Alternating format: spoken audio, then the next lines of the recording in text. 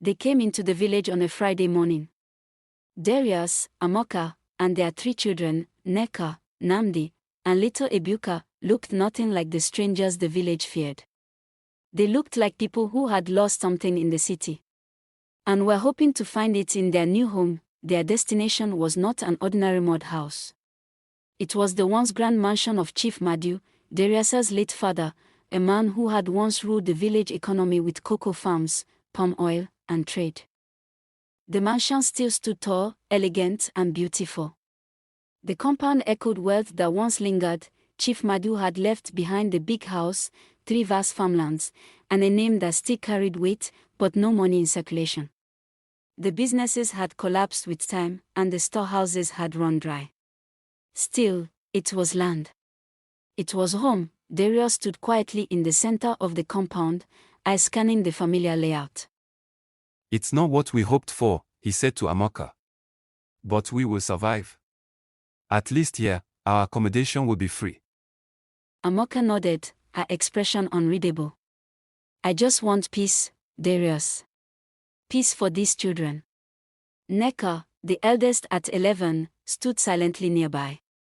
Her younger brothers, Namdi and Ebuka, chased each other with sticks, giggling. But Neka's eyes darted around the compound like she was measuring it, for secrets, opportunity, no one knew. Life in Odoero didn't offer ease, but it offered space to breathe. Darius became a farmer by day, and a shopkeeper, selling soap, onions, and biscuit wraps in a wooden shed near the market square. Amoka boiled akra in the early hours and sold them at the junction before the sun became cruel. Neka walked to the stream with other girls, and sometimes to their homes to play. But beneath her calm face, a storm brewed. Hunger, restlessness, a need for more. She had stolen from her friend's house once, just a small note of money when no one was looking. With it, she bought rice for herself and her siblings. Another time, she gave the money to her mother. I picked it on the way from the stream, she would say. But Amoka, exhausted and barely surviving, accepted it without too many questions, but the whispers began. Amoka, your girl they pocket people money, oh, one of her friends said while peeling cassava. Amoka sat up, she sighed, wiping sweat from her brow. When we have money, I'll send her to a boarding school.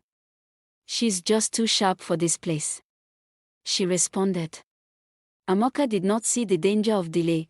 One scorching afternoon, Neka was sent to her father's shop to collect gari, palm oil and other items for lunch. As she walked, her eye caught sight of a plump chicken, tied loosely to a bench beside Uche's stall, the village's poultry seller. She paused. No one was around. No eyes.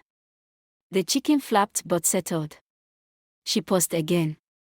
One last glance at the loosely tied chicken. And Neka made a decision. Then came a shout. Is your chicken missing? Why you dey untie my chicken? Neka froze. Uche stormed forward, fury etched into his face. He grabbed her, tied her small hands with the very rope and began taking her down the path that led to her home. The village responded. Children stopped playing. Women put down mortars. A growing crowd followed, murmuring, judging. Thief! Thief! Thief! When they reached Darius's compound, Amoka came out, her wrapper barely secured, hearing the chants of a thief. Thief! She saw her daughter, Neka, tied to a chicken, tears streaking her dusty cheeks. My God! Amoka whispered. Uche pushed forward, voice loud. I would have flogged her if not for the fear of God. Is your daughter learning to become a proper thief at a young age? I caught her stealing my chicken at the market square. Next time maybe a goat. And so on.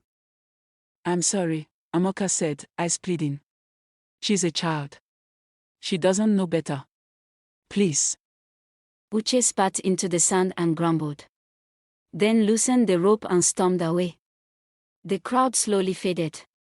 But shame didn't. That evening, Darius was informed by his wife Amora what had happened during the day. He said nothing. He sat beside the lantern, staring into its flicker, in the morning. He took his wife Amora and Neka to Uche's shop. Uche looked up, face still hard. Darius cleared his throat. We came to apologize properly. Our daughter will speak. I am sorry, sir. I was wrong. I won't do it again. Uche studied her. Then sighed. Train her well. If you don't teach her, she may not change. Then they left.